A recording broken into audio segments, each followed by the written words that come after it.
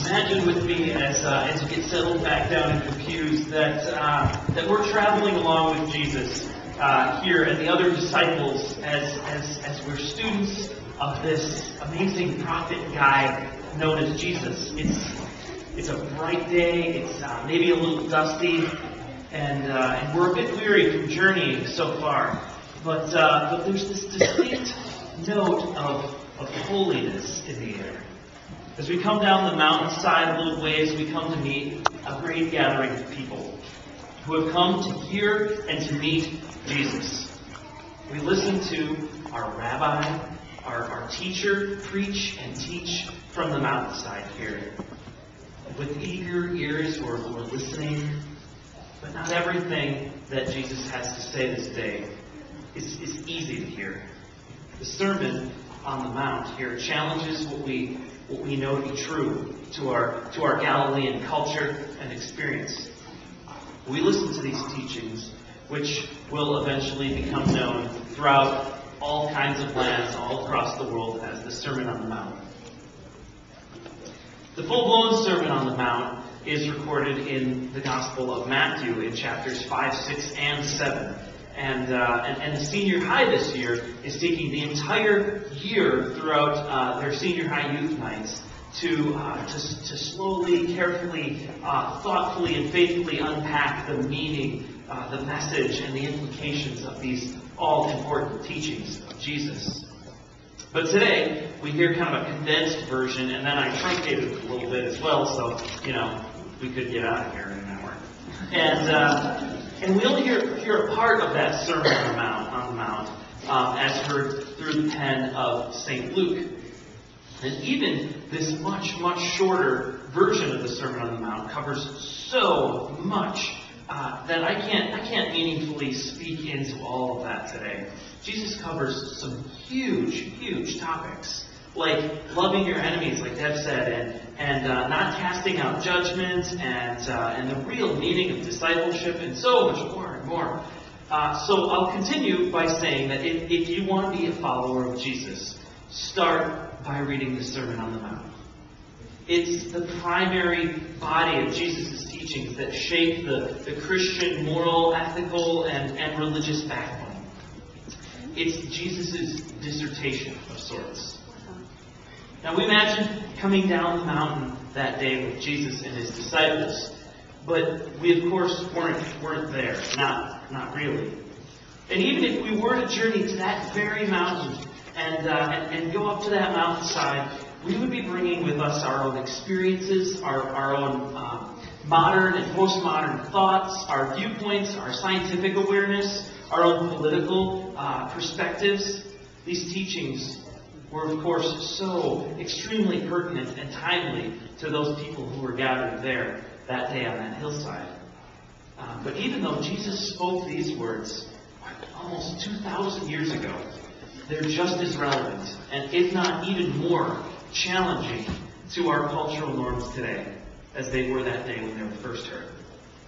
These teachings of Jesus require us to critically examine our values, the choices we make, that all of us take for granted, maybe even the way we live our lives.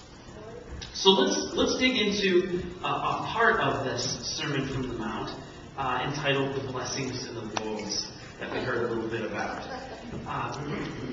It says, Jesus says, "Blessed are those who are poor, for yours is the kingdom of God. Blessed are you who hunger now, for you will be satisfied." And he goes on then to say, "Woe is you to the rich, for you have already received your comfort. Woe to you who are well fed, for you will go hungry." This really kind of flies in the face of what we consider to be blessings, and may be blessed or not. We capitalists often, for better or for worse, equate blessing with wealth. That's really complicated when viewed through the Christian lens here, when viewed through this ethic that Jesus teaches, this Christian ethic of wealth and poverty. Maybe this cultural understanding we have is a false one. As a pretty comfortably living and certainly well-fed American, these words don't bring me a whole lot of peace. These words seem to challenge harshly and confront the very culture I embrace. Initially, when I hear these words, I immediately think, Jesus doesn't really sound like a capitalist, does he? And on a really significant level, this kind of quakes my sense of security in this cultural, political, and socioeconomic setting and system to which I was raised to believe is nothing but 100% goodness. We grappled with this together in seminary in a class about the prophets, who also seemed to be pretty critical of capitalist ideals. Our professor, Ralph Jacobson, said something to the effect of, it's hard to be critical. It's hard to speak out against something that doesn't exist yet. These prophets, and even Jesus, are providing critique and challenge into the cultural setting and political, socioeconomic settings to which they are preaching. Not ours, exactly. At some point, we might have to wrestle with the question of whether we think Jesus, maybe what Jesus would think about capitalism, or at least American capitalism, which is really not explicit in his teachings. It's certainly not as much as we might think. You see, Jesus was providing critique into a culture that had a harsh delineation between the wealthy and the poor. Jesus is definitely not preaching and teaching to the middle class here. Middle class at this time was something that really practically didn't exist, certainly not in the way we think of it today. Well, one thing that Western capitalism at least has going for it when it comes to economic stability at least is a healthily large middle class. Unlike the times and places where Jesus preached and taught, we have a far more even distribution of wealth amongst our population. And I'm not saying that Jesus here would commend capitalist or certainly not consumeristic ideals. I'm merely suggesting that Jesus' critique of the rich and poor isn't necessarily a clean one-to-one translation to our far more diverse socioeconomic spectrum. Does that mean that Jesus' all-important teachings are simply not as relevant to us today? Certainly not.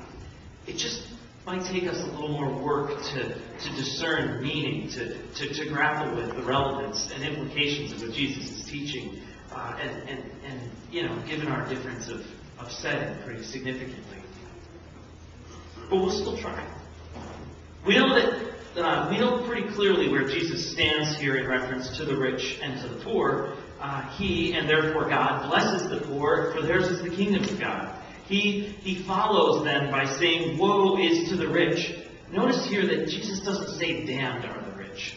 I'm not saying that woe is a walk in the park or anything. But there's time for the rich. There's still opportunity.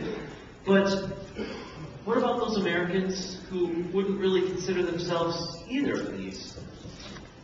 Jesus doesn't really speak into that demographic.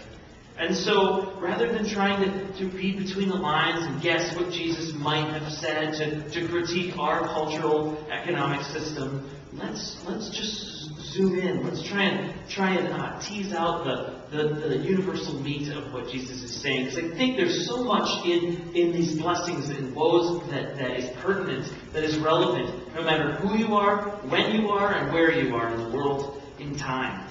God blesses the poor. And clearly, Jesus expresses a lot of concern over the rich. In this explanation of the meaning of discipleship a little later, he says, the student is not above the teacher, but everyone who is fully trained will be like the teacher. So, as students, as disciples of Christ, we are to strive to be Christ-like, even though we certainly will never save the world the way Jesus does. And at the end of the day, the boiled-down implication to the whole blessings and woes segment of Jesus' Sermon on the Mount is take care of the poor for Christ's sake. Whether you're rich or barely scratching by or somewhere in between like many of us are, it's clear that Jesus has so much compassion for the poor. And And as Christians, we should too. Now here we are, living not just in any capitalist nation, but a relatively stable one that has a decent amount of social services available for the poor at that. This is a far more complicated political system for which than Jesus was providing critique. So here we are, Christians, living right here in America in 2012, and we've got an election coming up. We're all constantly being bombarded with messages from the media, from one side or another, from one party or another, trying to tell us what's important, what's that big issue that's going to tip the balance of our vote one way or another. Well, by no means today am I going to tell you who to vote for. I'm certainly not going to suggest that even I know who I'm going to vote for, but I am going to tell you that if we want to be the best followers of Christ in any day, in any age, in any era, how we care for the poor as a church, as a people, as a nation, really ought to be an important issue on our minds. So there's all kinds of issues, but this one ought to be important to Christians. This isn't a sneaky, loaded suggestion here. Every candidate has something really important to say about caring for the poor. There's no question about that. At the end of the day, in American politics, we all have to discern for ourselves which candidate is at least more likely to follow through on their campaign promises.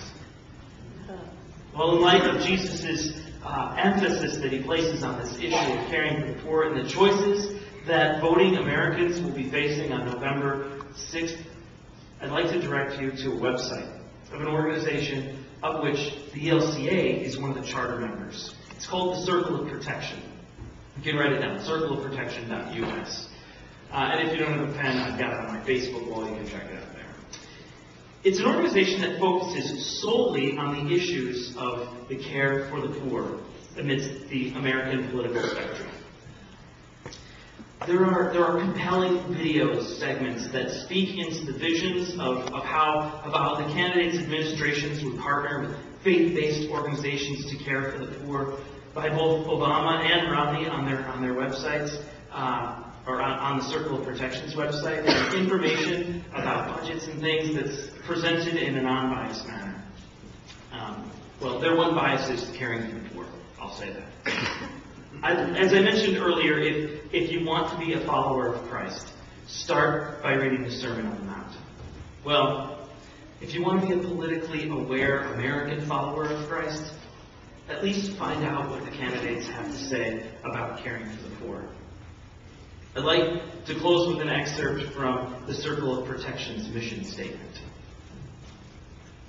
As Christians, we believe in the moral measure of the debate is how the most poor and vulnerable people fare. We look at every budget proposal from the bottom up, how it treats those Jesus calls the least of these. The Christian community has an obligation to help them be heard, to join with others to insist that programs that serve the most vulnerable in our nation and around the world be protected. We know from our experience serving hungry and homeless people that these programs meet the basic needs of those and protect the lives and dignity of the most vulnerable. We believe that God is calling us to pray, to fast, to give alms, and to speak out for justice. We are committed to fiscal responsibility and shared sacrifice. Therefore, we join with others to form a circle of protection around programs that meet the essential needs for hungry, poor, and homeless people at home and